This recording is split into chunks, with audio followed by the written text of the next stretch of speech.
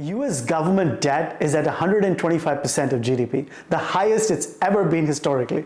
I'm sure you've heard that from multiple sources or read it. You talk about it socially. Is that a bad thing? And what does that mean for your own household? What kind of debt should you and should you not have? Hi, this is Shalabh Garg, Finance Dad.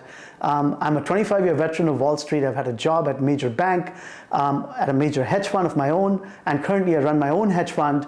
And in today's episode, I want to talk to you about what debt as a household, as an individual, you should or should not have. Is all debt bad debt? Is leverage a bad thing? The answer is absolutely not. Not all debt is a bad debt. And in today's podcast, I'll cover what debt is good debt, what debt is bad debt, what debt you should absolutely avoid, what debt you should embrace. To start with, let's talk about mortgage debt. That is the most common kind of debt that most households in our country have on their balance sheet. Most people own their home, but they don't really own their home. In practical terms, they rent their home from a bank. What does that mean? That means that they borrow money from a bank and put their house as collateral. If you stop making payments on your debt, the bank will take the house and sell it at whatever price they can to recover at whatever price they can. Why do they do that? Banks are not your friends. Why do they lend you this mortgage debt? Because housing collateral, with the exception of the housing crisis in 2008, almost never goes down by more than how much equity the bank has on the debt. What does that exactly mean? That means that if you buy a house for $500,000 and you borrow you put 100,000 of it up front and borrow 400,000 of it, most likely your house will not lose 20% or more in value, so that the bank is not able to recover their loan in the case that you stop paying for it. Well, that's the less exciting part of it. What is the more important part of it from your perspective is that you get tax deductions out of it, in the sense that the interest payments that you make up to $1 million can be deducted from your income at the top line. So that's, to me, is a debt that's worth having.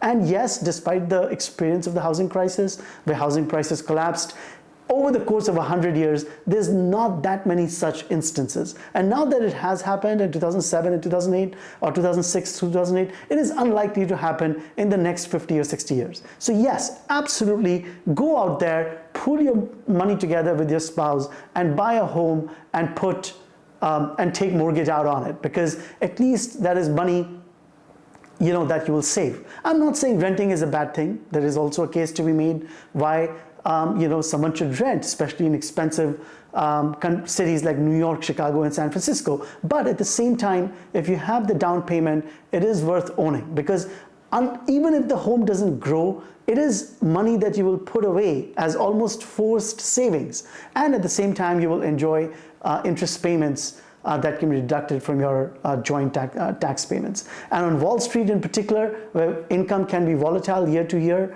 it is worth putting that savings away in the form of mortgage debt. So I am condoning mortgage debt. If you want to know more about it, you know that I offer these consulting hours, which so many people have taken advantage of in the last several months. Feel free to reach out to me on this box below you, and I'm happy to answer those questions specifically to your financial needs and requirements. That's the one good kind of debt. The worst kind of debt that you can have, and I'm sure you've heard about it, and I'm going to explain to you a little more in a way that somebody may not have explained it to you, is credit card debt.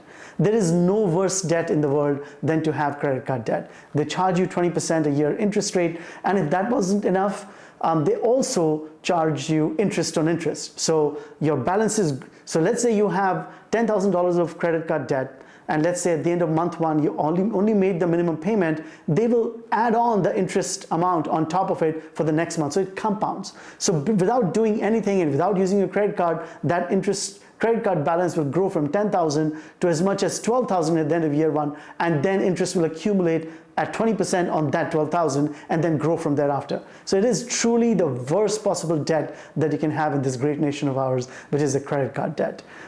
It is really good to lend money to the government.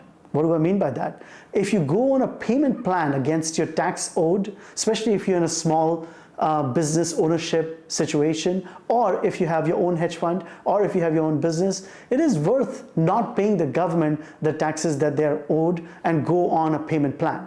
That payment plan accrues only at 6 or 7%. So the government is actually very, if you go on a government payment plan to pay taxes that you owe to them, is not taxed at an interest rate that is anywhere close to the kind of interest rates you would pay on a credit card. So if you're on a cash flow crunch, you're better off owing it to the government through your taxes than owing it to the credit card company.